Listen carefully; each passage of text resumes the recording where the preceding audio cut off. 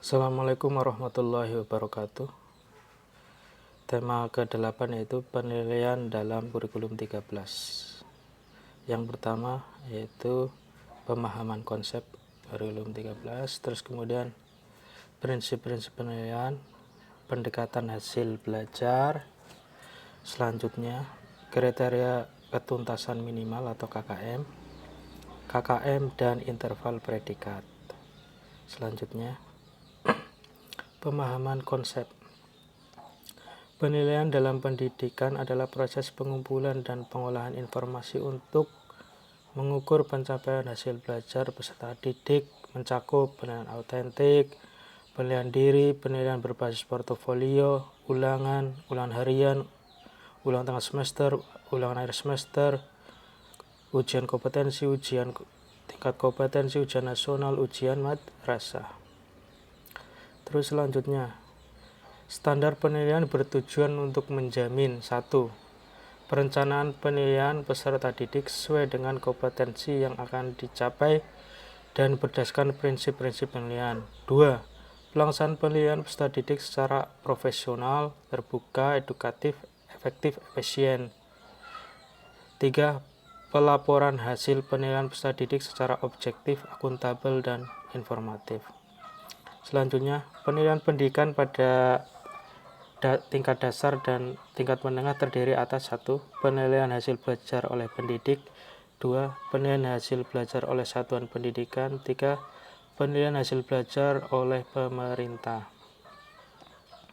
Selanjutnya, pendekatan penilaian hasil belajar. 1. Penilaian acuan patokan, artinya semua kompetensi perlu dinilai dengan menggunakan acuan patokan berdasarkan pada indikator hasil belajar. 2. Ketuntasan belajar ditentukan dengan kriteria minimal ideal sebagai berikut.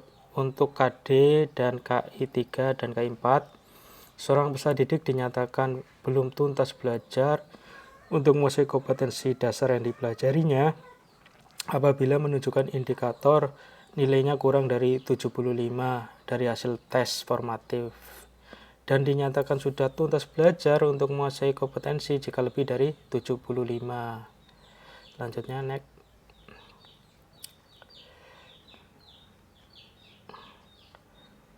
Ini sudah ya. Terus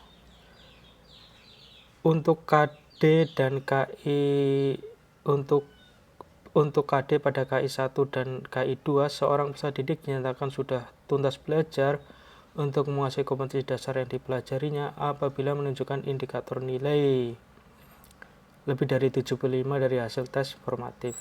Untuk KD pada KI 1, KI 2, ketuntasan seorang peserta didik dilakukan dengan memperhatikan aspek sikap pada KI 1, KI 2 untuk seluruh mata pelajaran. Implikasi dari kriteria ketuntasan belajar adalah sebagai berikut.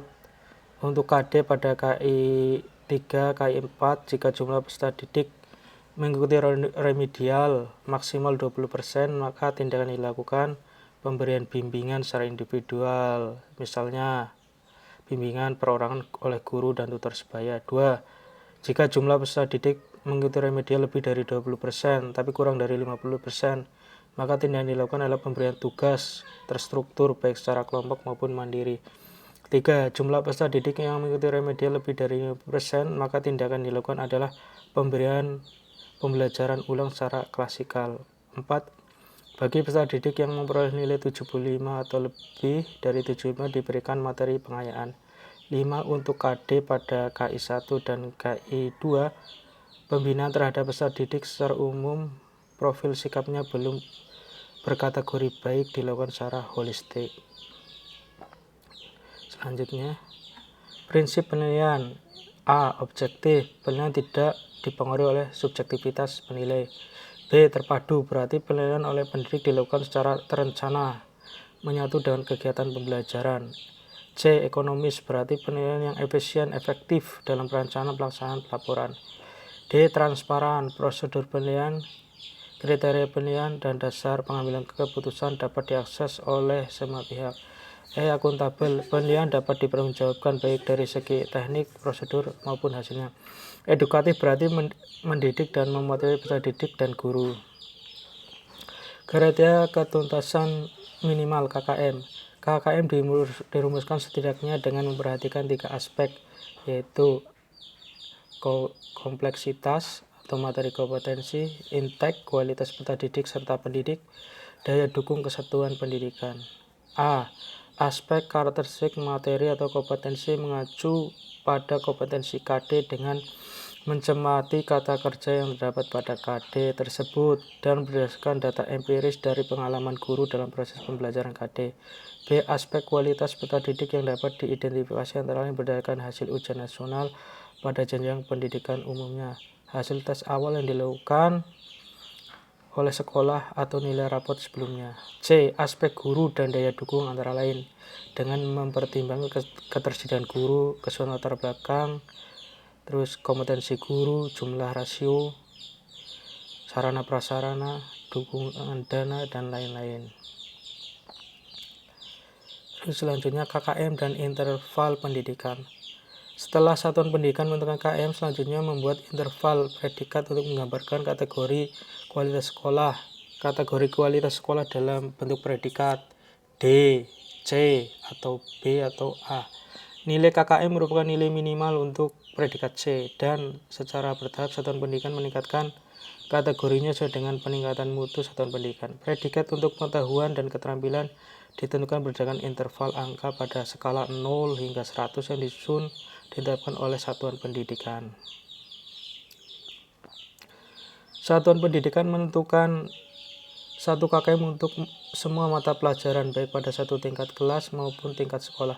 Setelah KKM tiap mata pelajaran ditentukan, satuan pendidikan dapat menetapkan 1 KKM yang sama dengan mempertimbangkan nilai terendah rata-rata modus dari seluruh KKM mata pelajaran. Misalnya, Sekolah Indonesia Cerdas KKM mata pelajaran terendahnya 63, tertinggi 65. Jika ditentukan rata-ratanya, maka diperoleh 64.